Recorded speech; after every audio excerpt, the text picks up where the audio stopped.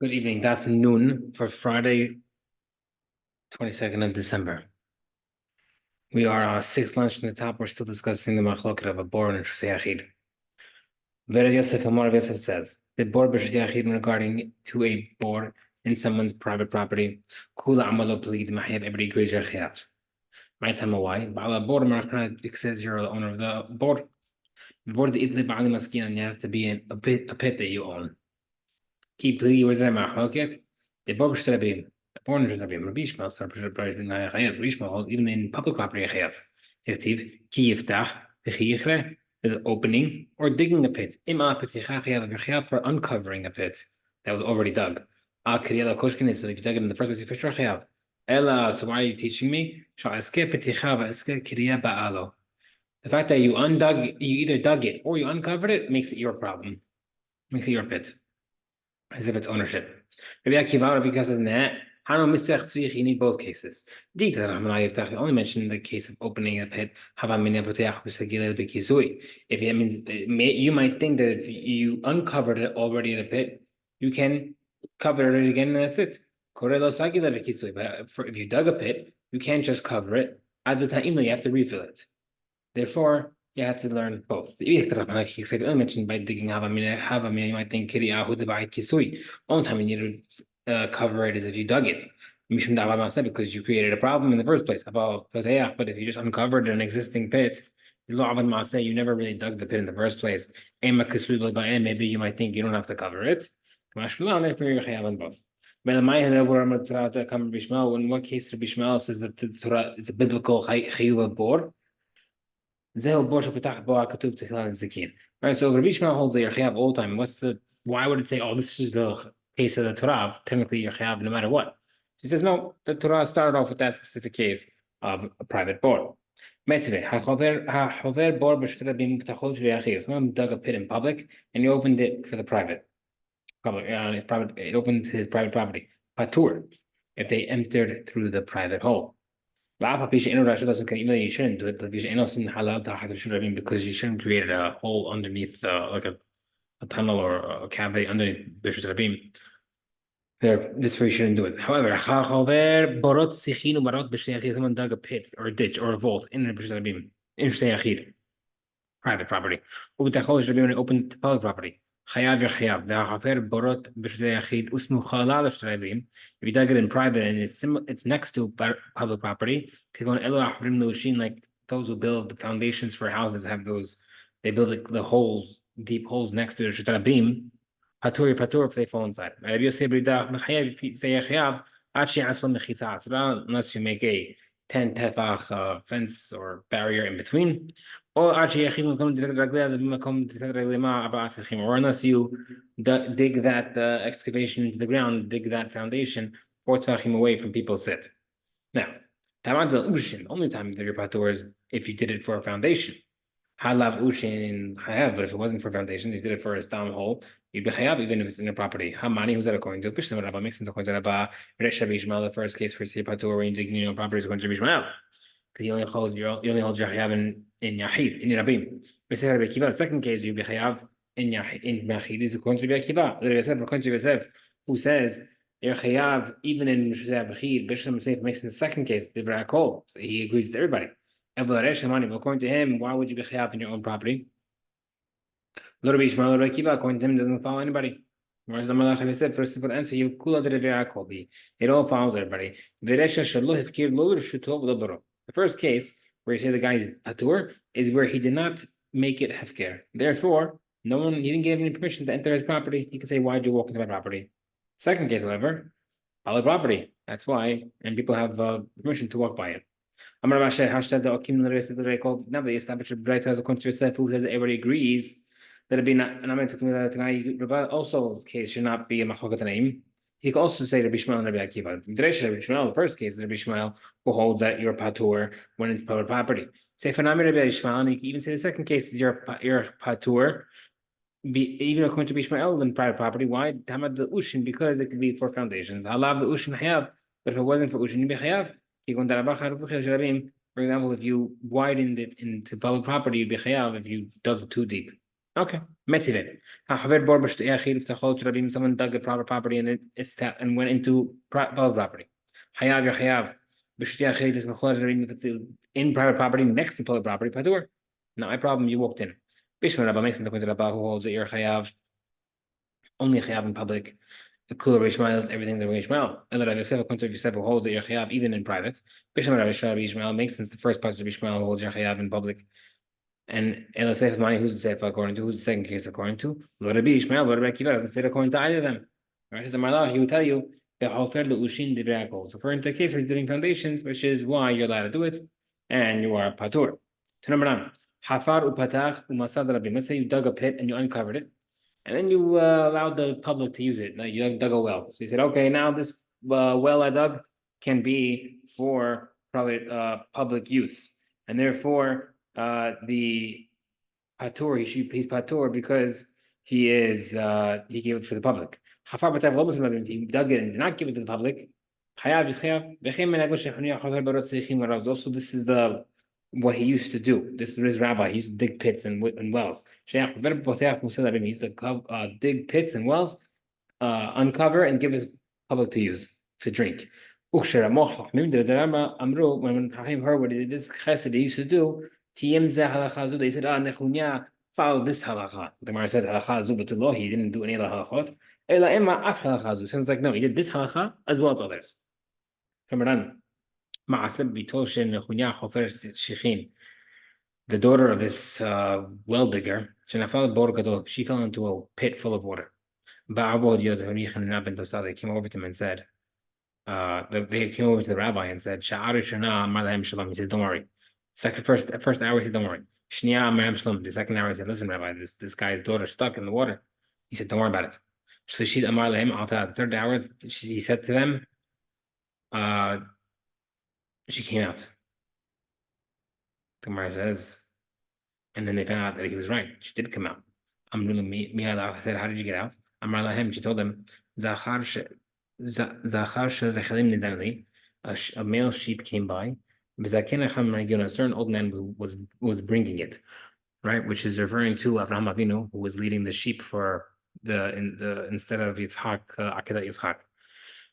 So he saved her. Avraham Avinu. Amrlo Naviata. So they asked the Rabbi Hanina, how did you know that you would be saved? Hey, Navi. I'm not a prophet. I'm not a son of a prophet. But I said, my thought process was, this man who does this hesed of helping people out with water, his own child will get hurt through that type of scenario, falling into that pit of water. Right? And the reason why Abraham came is because Abraham was the king of chesed. Okay. I don't know if the right word is ironically, but ironically, his own son died of thirst. Even as a tzaddik, he still got punished for something. And even though it's not the same as the pit of water, because the pit of water he dug, but his son died from thirst, so it wasn't exactly the same thing. As we know how come tzaddikim get punished. His surroundings are extremely shaky, turbulent. Hashem is careful with the tzaddikim, those around him, even to hair breadth. It's very strict with them. Rabbi Hanan says, we learn elsewhere. Hashem is scary for those who are near him. Another thing, whoever says that, oh, God will forgive me of my sins, his life will be forgotten. Don't worry, God won't worry about my sin. Yeah, God won't worry about your life. There was the mean pasuk says, Hashem is slow to get angry, but two faces, not one. Apayim. It said singular. Two types of slowage. Single slow. Where it says, God is slow to the righteous, meaning he doesn't reward them in this world. And Hashem is also slow in showing anger to the wicked so that they get punished in Olam Haba. The person should not throw stones from his own property to the public. One time a guy was throwing his stones from his private property to the public. And a certain tzaddik found him and said, he said, empty one. Why are you throwing stones from something that's not yours into a domain that is yours. Right? He says you never know what can happen. He says, what are you talking about? What are you talking about? I'm never, it's not my property out there. I don't care. One time he had to sell his field. He was walking through that public property and he tripped over the same stone as the Mara. He said, "Yeah, that Tzaddik was right. I never knew when I was going to walk by, and here, sure enough, I got hit by my own stones." Someone's digging a bore in public property. And an ox or donkey fell inside Hayav is Hayav. And Harach bore whether they dig a pit, Shiach, Me'ara, Ume'ara, Haritzin, Un'aitzin. We're not going to talk about what type of pits they are now, but we'll talk about them soon. For all different types of pits, you're always chayav. Imkin lama nema bor. Why did specifically a bor? Teach you ma bor sheyesh bo k'damit asar tavachim. Of course, sheyesh bo k'damit asar tavachim. Teach you that what's specific about a bor we mentioned earlier. A bor has to be 10 tavachim to kill, and that includes anything that's 10 tavachim deep that can kill. Hayu pechotim asar tavachim. It was less than 10 tavachim. Benafal d'chol shor or chmor met and something died, even though it was less than 10. Pator from damages and death. But if they got damaged from under 10, you're chayav only for damages. Amarav, bor shechiv bal Torah. When the Torah says you're chayav for a bor, lehevlo v'lo lahabato, it means you're chayav for the pit's dangerous air. So there's like noxious fumes in the underground, and therefore you're chayav for when the animal falls inside because it kills it, but not for the impact. Alma kasavar, we see Rav holds havata karka olam hu demazikle. He holds that the ground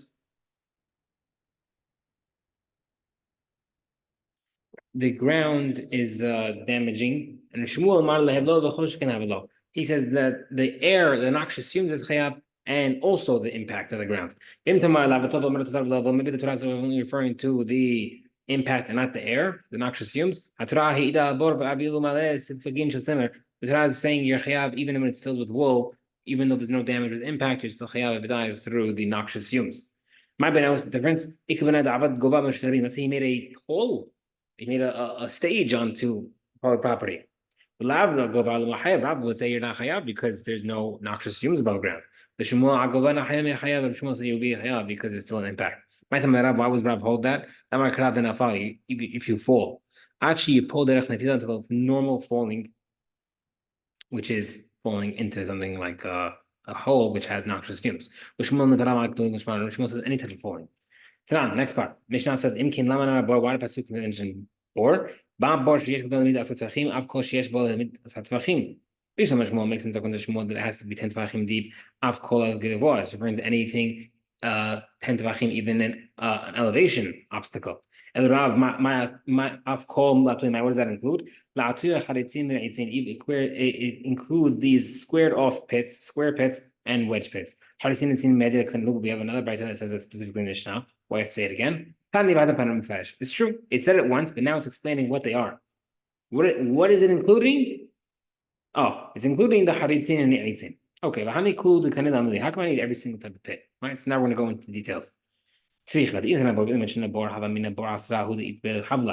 pit of 10 tvachim has noxious fumes because it's small and round and the air stays. But a ditch, a shiach is a ditch which is long. Maybe it won't have the fumes with it to kill. Only mentioned the ditch. A 10 tvachim ditch has the air. It shouldn't dictine because it's narrow, even though it's long. But a vault hole which is squared off and therefore it can circulate air. Maybe that won't have noxious fumes. I've only mentioned the type of vault. You might think the vault may have noxious fumes because it's mostly covered and just has like a hole in the middle, like a skylight hole. That's why it has noxious fumes. About haritzin, regarding the haritzin, which is squared off pits, which is same thing like a vault but completely uncovered. Maybe there shouldn't be any noxious fumes with 10 tvachim. We only mention haritzin, the squared off holes. Maybe those have the fumes because it's not wider on top and on bottom. It's the same width all around. But the last one, which is a wedge pit, which is wider on top and thinner on bottom. Terrible. Just like that, poses this way. So you might think, Ima ba'asira, let maybe there shouldn't be any noxious fumes because it's narrow on the bottom. Kamashmalan, therefore, all cases are chayav. Next part of Mishnah, it was less than tetvachim. And the animal died. Patur, what if it was damaged? Chayav.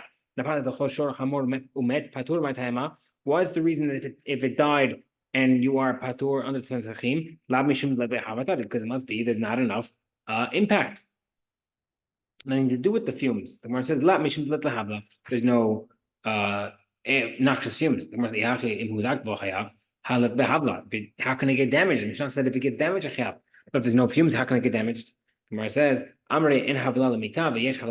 yes, there's not enough fumes to kill it, but there is enough fumes to damage it.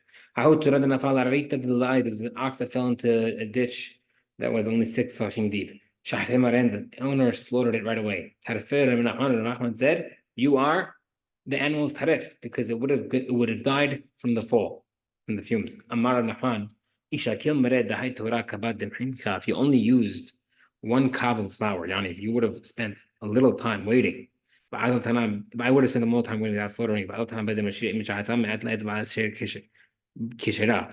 and you would have waited 24 hours, the animal would have been kosher. Yani it would have survived. You wouldn't have made me lose an ox that was worth 4 kabin of flour. Meaning, he says, you prematurely made my animal non-kosher. Regardless, we see Nachman hold there is enough impact to kill in less than 10 tefachim. The Gemara says, he asked the question, Mishnah says the patur falls under 10 tefachim because not enough impact must be. The Gemara says, not enough fumes to kill, but it can cause the fumes, it can kill through the impact. Same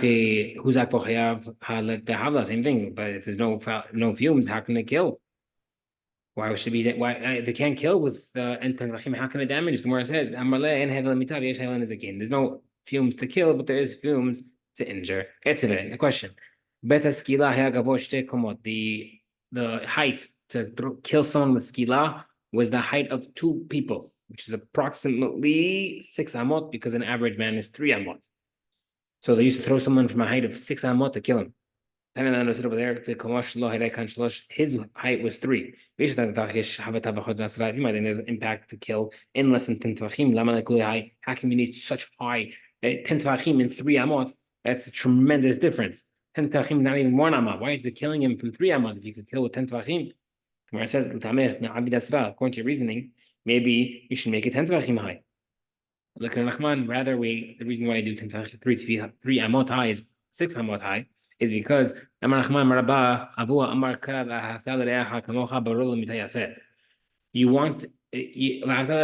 means you have to feel for another person. Even though the guy is being put to death, you still have to have mercy on him. We throw him from 10 tvachim high, he might survive and it'll cause him pain. We'd rather do 6 amot high so that we know for sure he's going to die and not suffer unnecessary pain. Gemara says, that's the case. Let's throw him from 50 amot high. Throw him from a helicopter. Let's kill this guy. We were worried about him surviving. Gemara says, Mishum de Minavel. Nope, we can't do that either. We don't want to throw him from too high because that will distort and make his body disgusting, and that's not right to him either. We'll stop here. Amen.